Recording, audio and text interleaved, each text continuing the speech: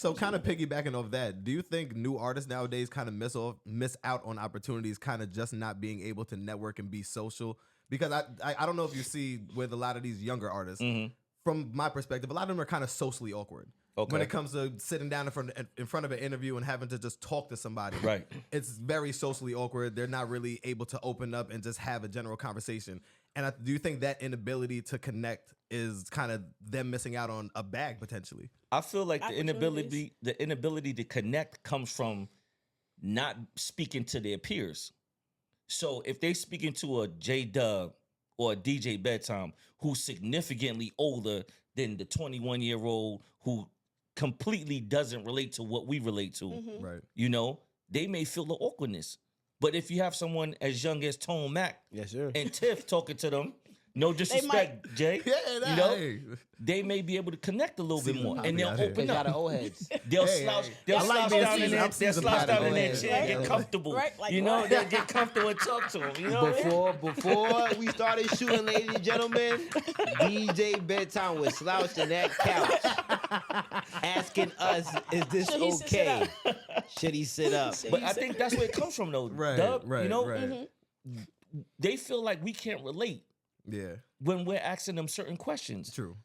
And then they feel like almost like they're talking to their uncle or maybe their parent nowadays, man. So what could they possibly say to us that they will feel that we'll be like, oh, okay, yeah, I agree with that. My man, we from the Run DMC era. We not gonna agree with that. They from Kodak Black. They from Little Boogie. You know? Mm-hmm. How you feel about the way hip hop is right now from the new artists? Any new artists you rocking with? I won't say all of them, but a lot of them, and I appreciate where it's going. It's evolving, and it's like everything else. You know, from when we started listening to hip hop growing up, it was a totally different era. You know, I was listening to Pete Rock, CL Smooth, Heavy D, Grand Poobah, Brand Nubians, Ice Cube.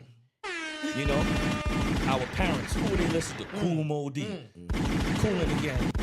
Well, I don't know if Cool and the Gang is considered a hip hop group. He's like, wait. Furious 5. You know what I'm saying? Cool Herc. You know?